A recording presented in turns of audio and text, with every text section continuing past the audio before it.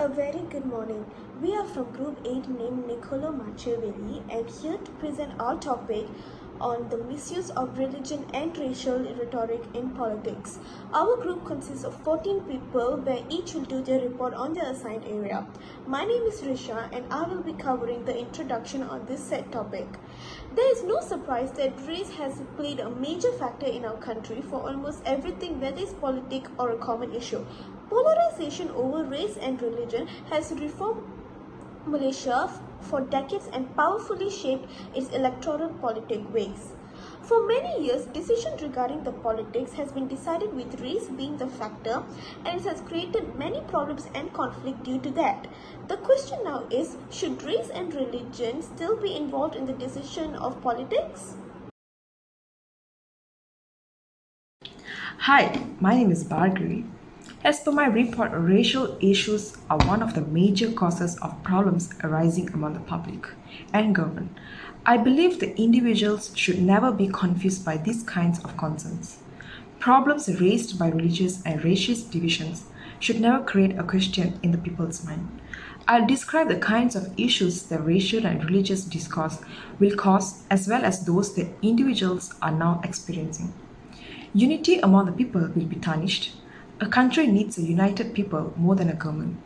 Riots and fights will never solve these types of problems. Some of our people are blindly following whatever the upper authorities say and act accordingly, where we are the ones who need to take the right decision and move towards it. Malaysia is a multiracial country. There shouldn't be any partiality to one race or another. Everyone should be treated equally to get a harmonious country. When not treated equally, racial problems will occur and no one is going to face the impacts other than us, the public. When all these races and religions unite, we have a stable economic relation. When religious problems are created, the economy of country will be disturbed and the development of the country will be troubled. That concludes my problem statement. Thank you. Hi, I'm Asian. I will talk about the objective.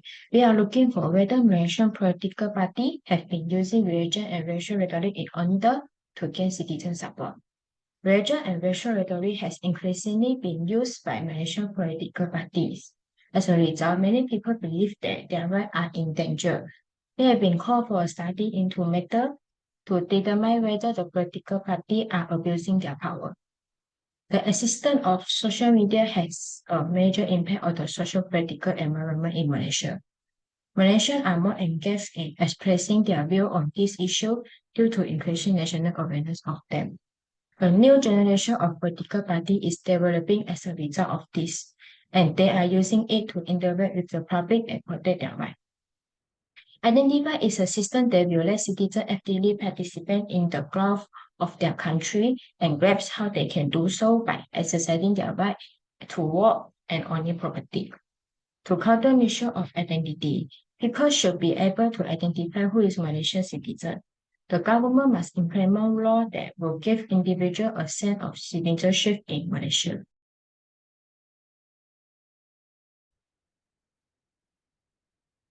Hi, my name is Charlene, and I'll be presenting on the research methodology. It is the process of data collection and analysis conducted in the research. It can help readers to evaluate the reliability and validity of the research topic. There are many types of research methods that can be used, and each of it provides its own benefits. By choosing the right and effective method used, it can provide a critical insight for a well-researched report. Our research report discusses about the misuse of religious and racial rhetorics in politics.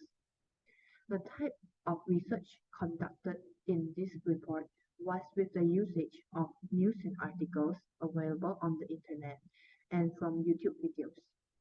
From these, we are able to retrieve the information about the impact of racism in political matters. Thank you.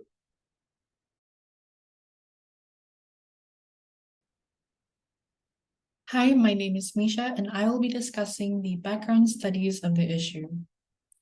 The British occupation in the country could be seen in a number of ways, including direct colonial rule and indirect control in some of the sultanates. Regardless of the political system, the various states governed by the British saw significant socio-economic development. The promotion of Orientalism by colonial authorities improved Muslims' understanding of their own culture and history. The polarization of Malaysia's ethnic groupings has been further reinforced by disagreements between Islamists and secularists.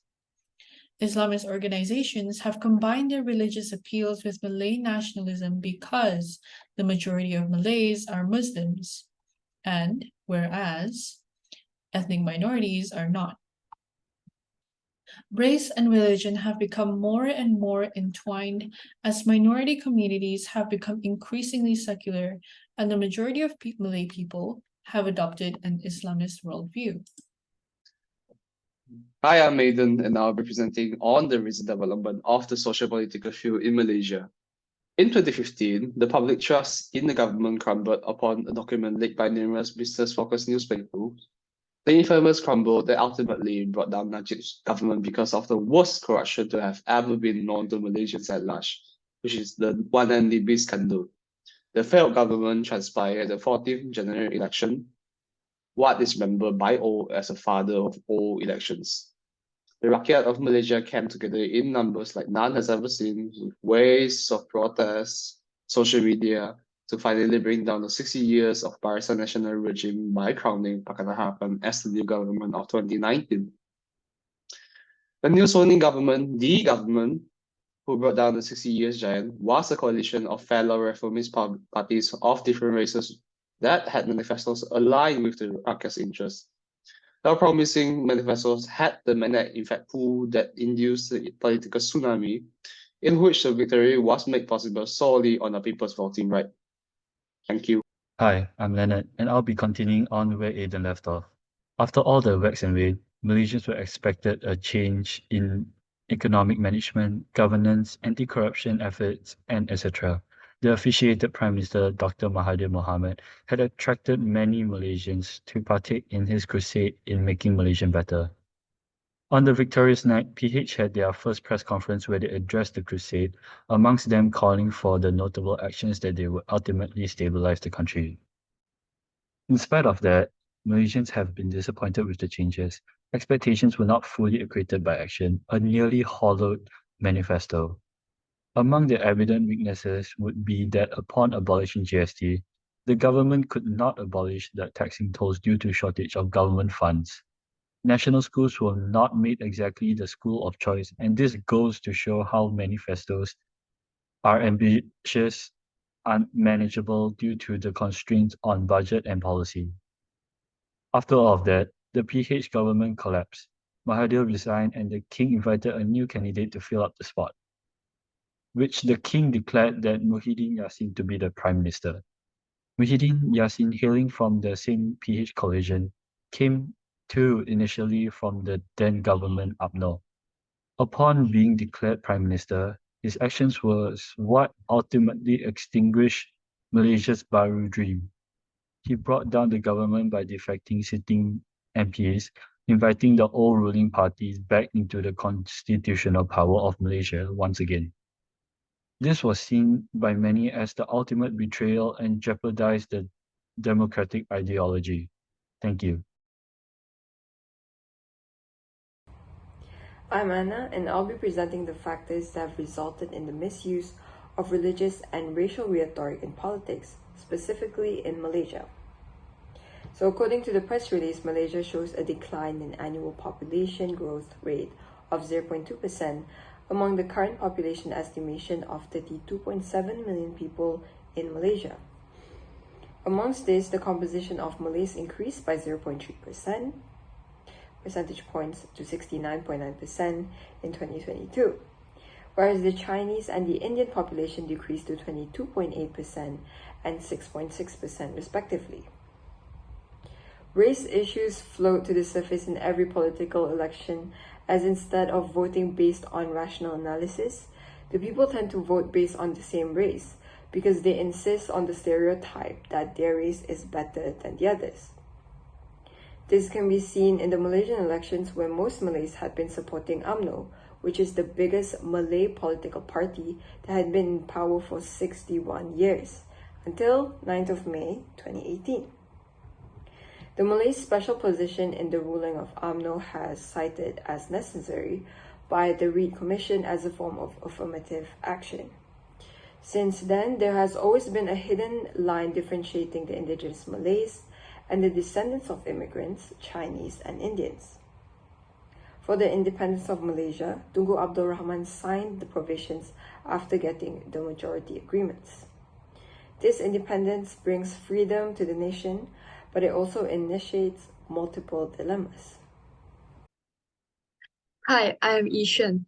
I will be continuing the facts from Anna. Article 153 of the Constitution of Malaysia grants the Yang di-Pertuan Agong for safeguarding the special position of the Malays and native of any of the states of Sabah and Sarawak. This creates unnecessary and racialist distinction between the Malaysians as it leads to the affirmative action policies which benefit only for the Bumiputra. Worse, challenging the Act of Parliament is also illegal, which then halts the reformation even though the article was originally drafted as a temporary provision to the Constitution. The protest Perhimpunan 812 broke out because of the refusal of the ICERD to protect the Bumiputra privilege. The ICERD stands for International Convention on the Elimination of All Forms of Racial Discrimination, which is to promote and encourage universal respect on human rights and fundamental freedoms for all without distinction as to race, sex, language, or religion. However, it was refused by 1.18 million of people as they believed that committing to ICERD would deprive them from their Malays privilege.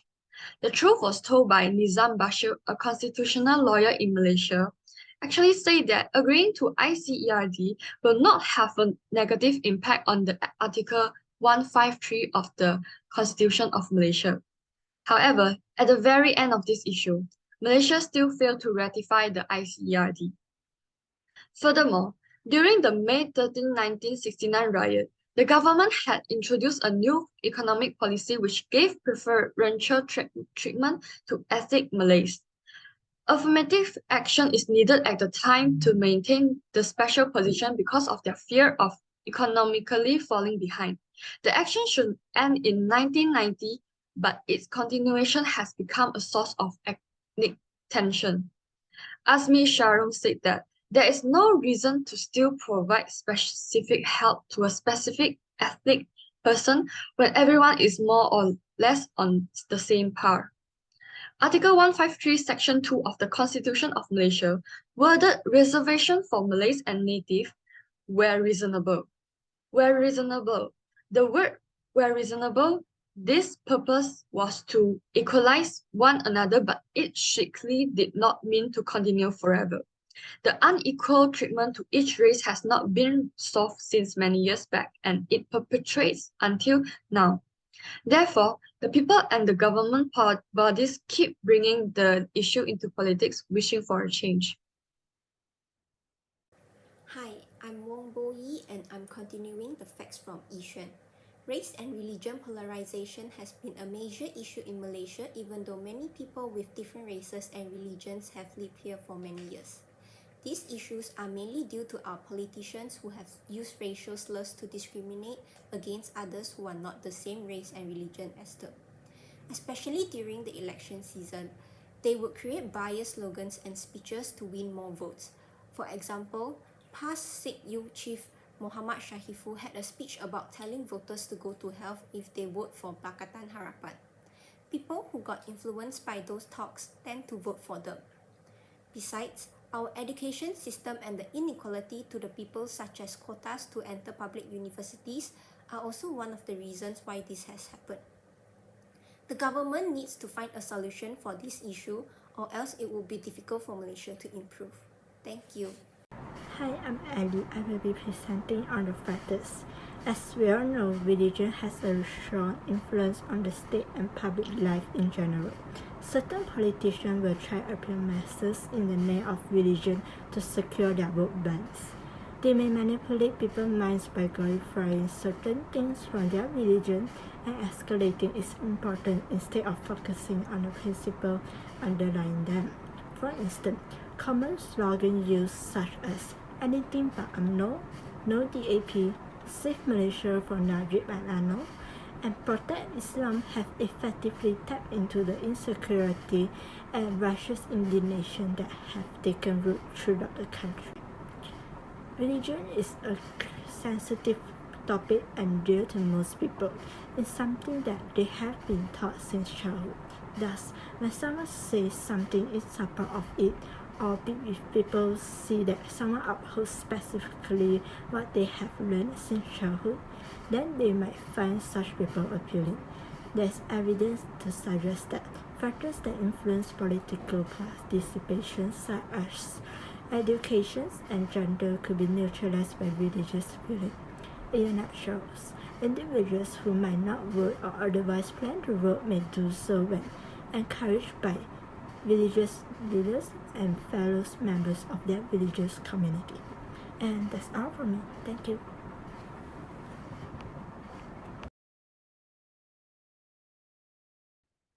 Hi everyone, I'm Laishan. I'm going to talk about one of the solutions based on our topic, misuse of religions in politics.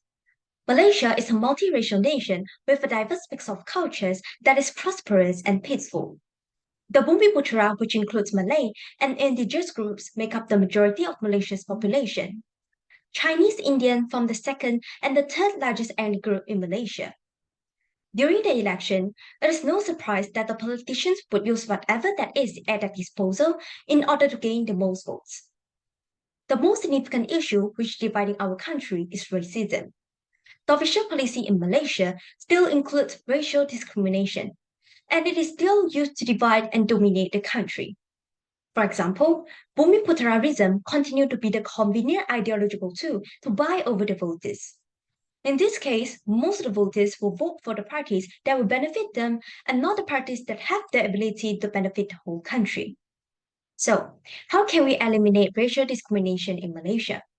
We have to examine our own biases and consider where they may have originated. Systemic racism wouldn't end even if everyone stopped being racist overnight. That first step in personal anti-racism is necessary for people to fight racist system. We must acknowledge differences rather than pretending they aren't there. Examining our own biases can help us work to ensure equality for all. Thank you. Hi, I'm Lee Wang Ling, student ID 17227. I'm going to continue on the solutions discussed by Yushin. Malaysia is a country of diverse races and cultures. As such, tolerating and understanding citizens are very much needed for it to be a harmonious and peaceful nation. Education plays critical aspect of such development. Students should be educated, exposed, and to be made aware of necessary value for multicultural tolerance from the onset of schooling. Early exposure to civic awareness from childhood to adolescence would help build a country that is patriotic and loved. This could be achieved if the curriculum, the teaching approach, and the teacher's competency encompassing all necessary elements needed to produce national unity in Malaysia. On November 19, 2022, Malaysians are given a chance to elect a new government. The nation's electorate is estimated at 21 million, out of which 34% are first-time voters. Interestingly, about 3.8 million of the new voters are aged 18 and above. Considering the situation, questions are bound to arise about the maturity of these young voters and the decision they will make in the face of information overload, including fabricated postings that some think can influence the voting trends of this particular generation. Hence, education allows them to make a correct decision and not easily affected by parties that campaign through racial and religious rhetorics. The misuse of racial and religious rhetorics in Malaysia is concerning that is proven to be as such with the recent general election, where it would seem the interest of politicians and their priority does not seem to be revolving around the betterment of the country and its people, whereas it's more of personal gain and interest. The actions taken in the recent general election by state politicians may have had proven success for them, but simultaneously, it has caused discord amongst the people. Thank you. Hi, my name is Chong In, To conclude, the government's failure to uphold fairness and equality for all races will perpetuate the problem of racial polarization. In addition, Malaysia is a unique nation of diverse races and cultures. Each race is indispensable to establishing a peaceful nation. Therefore, each department needs to take a serious view of the misuse of religious and racial rhetoric in politics. That's all from us. Thank you so much for your interest and attention.